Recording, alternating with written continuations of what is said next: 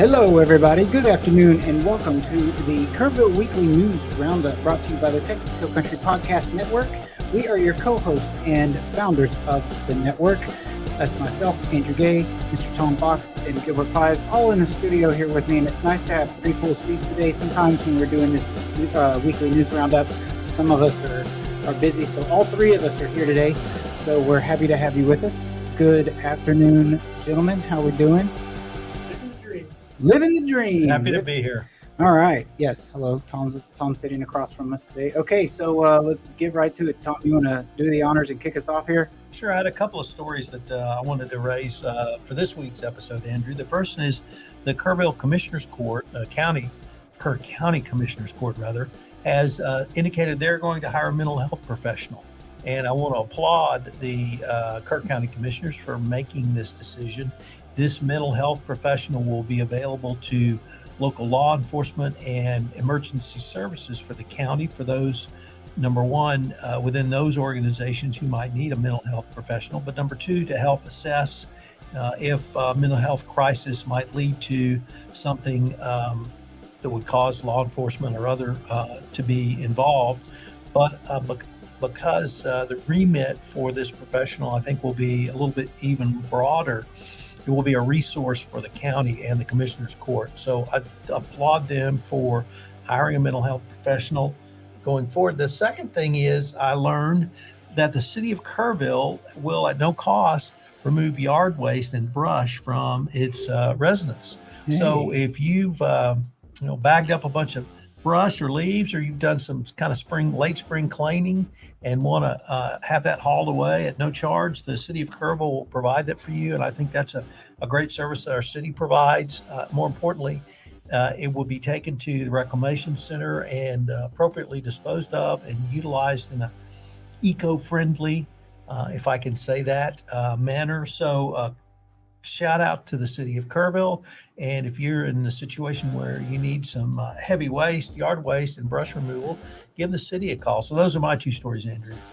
Thank you for that, Tom. And is it considered late spring right now? I don't know. I feel behind. I feel like I should be cleaning more. You're behind. Okay. My wife would be inclined to agree with you, probably at all times throughout the entire year. All right, Gilbert, what you got for us today? Well, first of all, I wanted to say about Tom's story, maybe the county commissioners themselves can utilize the services of the mental health professional. Sorry. Yeah, I know.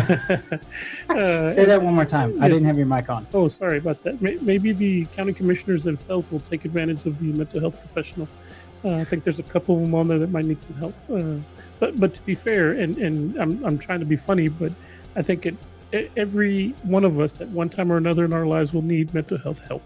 There's no shame in asking for it and utilizing it. So I'm not trying That's to right. I agree with that. Minimize. But it's still funny. And yes, I just wanted to I'm make just a joke. Trying to be funny. Yep. Okay. My 2 stories have to do with, number 1, today is Cinco de Mayo. And of course, if you're not familiar with Cinco de Mayo, it is the date that is celebrated primarily here in the U.S., interestingly enough.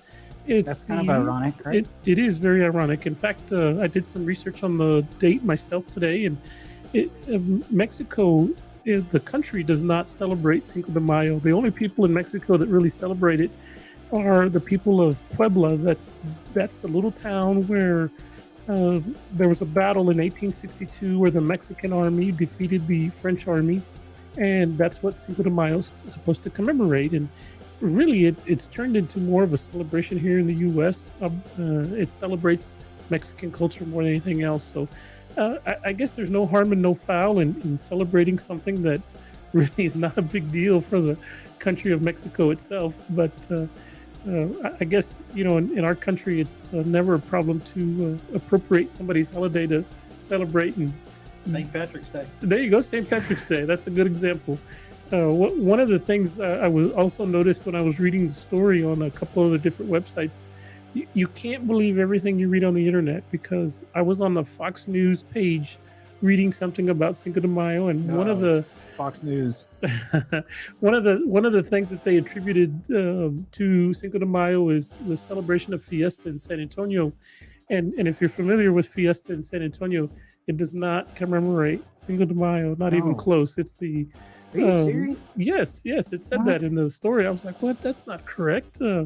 Fiesta in San Antonio commemorates the Texas independence, and that's what that commemorates. It's got nothing to do with Cinco de Mayo. It's a good reason right there to stay out of Fox News Network headlines. Well, you have to remember that everything you read, you have to take it with a grain of salt. So that's my number one story, Cinco de Mayo. Oh, and today, May the 5th, there's a celebration of Cinco de Mayo at the Doyle Community Center from 5 to 8. There's going to be some music and snacks and drinks over there.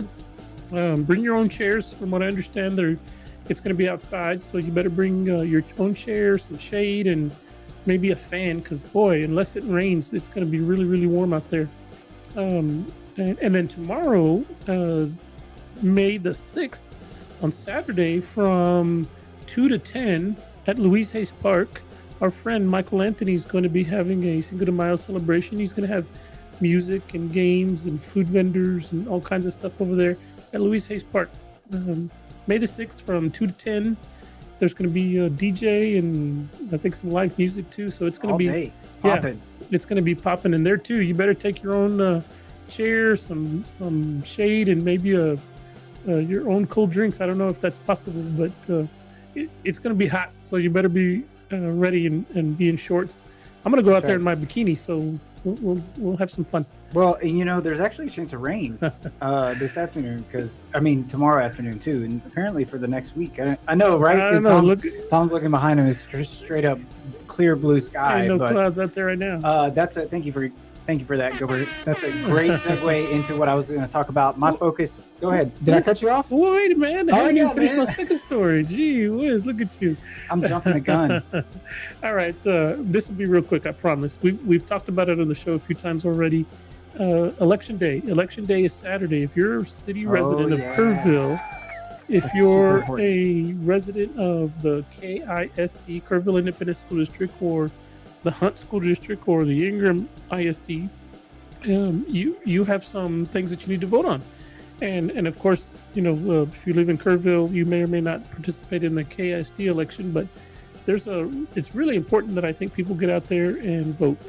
They had early voting for the past 2 weeks, but that's over with and done. Tomorrow's the final day to vote. And if you live in Kerrville and you want to vote at the main election place, it's going to be at the Callow Center from, I think 7 in the morning to 7 in the evening. So you've got plenty of time tomorrow to get out there and get it done. There'll be a lot of people out there, I'm sure, voting with you that didn't get to do it during early voting, but tomorrow's the election. Go make your voice heard. It doesn't matter who you're voting for, but be informed and get out there and vote. Do it. I agree. And I think we've all early voted. So yeah, I really early voted too. That's right. Okay, can I go now? Yes, right, you can go.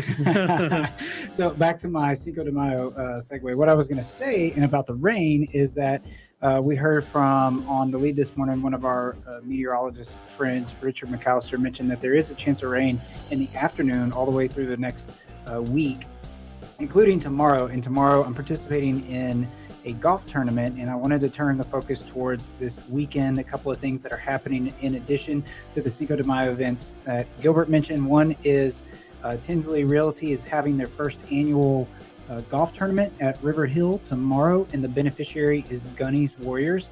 And I think several of us know them, know the work that they're doing right here in our backyard, in our local community. It's very important work, and they're raising awareness about some really needed material here in our local community. So I'm really excited about that. Even though there is a chance of rain, we'll see how that turns out. Yeah, go. Be sure to go and attend, because yours truly over here, Andrew and Gilbert, in our other business, we are sponsors of one of the. Did we sponsor a golf hole or did we? No, it was just the tournament in general. There we go. Okay, we sponsored something in the tournament, so it's a very worthy cause. Blast injuries for veterans. Yeah, that's right. Veterans that are suffering from blast injuries.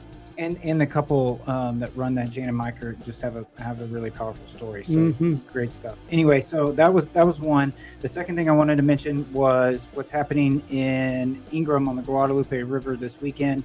There is this is a story from the Daily Times. Shout out to the Daily Times. This is a picture. I guess this is probably from last year, but they do what they call the duck derby, and there's a bunch of rubber ducks that are released. It's a fundraiser. It's at the Hill Country Arts Foundation, and it's hosted by Ingram Elementary School Parent Teachers Organization out there. So that's happening Saturday. The event is from 5 to 7:30 p.m. I'm sorry, that's tonight. I said tomorrow. It's not tomorrow. It's tonight from 5 to 7:30 p.m. So if you're looking for something to do out there in West Kerr County, that looks like it'll be super exciting. I mean, who can't get like jazzed up over a bunch of yellow rubber duckies, man? That's great. I've never been to that. I've always seen it. I've always heard about it, but I've just never made the time to go over there and check it out. Maybe I'll do that today. Yeah. Okay. All right, guys. I think that will do it for us. I have one more. Oh yeah. What you got? Y'all are just full of it today. That's great. Bring it on. Come on. Not Kerrville centric, but I have to acknowledge the coronation of King Charles III tomorrow in London at Winchester Cathedral. He will be coronated at 9 a.m. Kerrville time, I think 3 p.m. They'll put the crown on his head. So if you remember the last coronation of Elizabeth II in 1953, first of all, kudos to you. That means you're older than dirt. I missed that one, but I'm not going to miss this one. So shout out to Charlie. King Charles III finally is going to have the crown put on his head. Let's hope Meghan and Kate get into a fight. Oh, that would be cool. Gilbert just wants to see the drama in the headlines. It's like going to one of your weekend family get-togethers. That's right. I'll tell you what, Fox News is probably right about that, I'm sure. You know? That's right. Right. Okay, guys. All right. Anything else to add before we jump off? Nope, I'm good. Thanks. Okay. All right, guys. Thank you for tuning in, and I hope you have a wonderful, safe weekend. Get out there and do something, even though it's supposed to be a little warm. Hopefully the weather holds for you, and we will catch you back here next week, next Friday. Thank you so much. See you then.